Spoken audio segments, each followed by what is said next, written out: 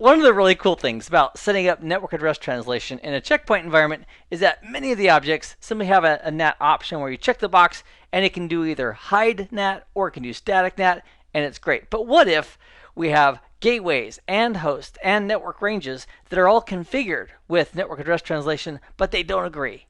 Meaning they have a different IP address that they're statically translating to.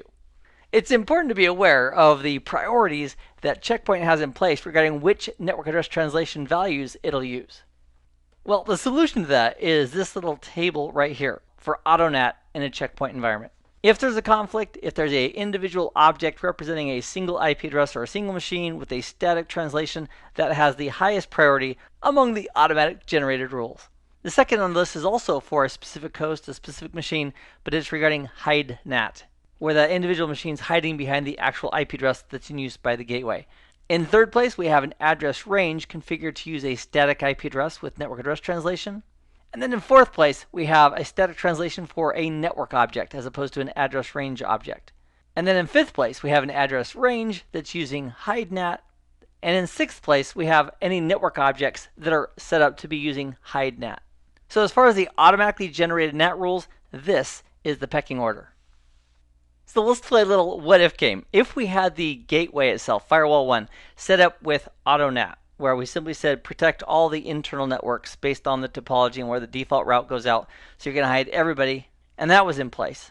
And then we also had a static NAT for the network object, the 192.168.1 network, and that was in place. And if we have two individual machine static NATs, one for the management server and one for our management PC, then after those rules are in place, when the PC or the management server goes out, the translation that they're going to use is based on the pecking order.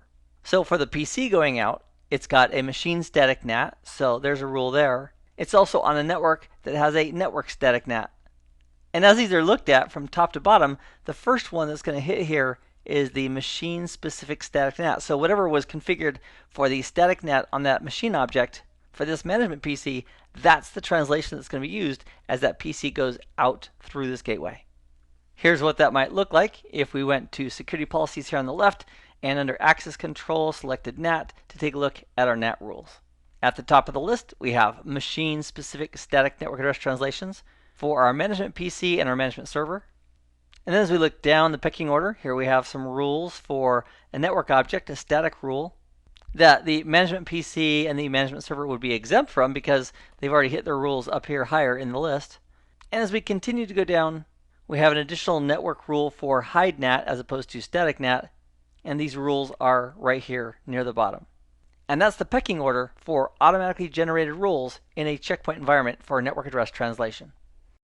I hope this has been informative for you, and I'd like to thank you for viewing.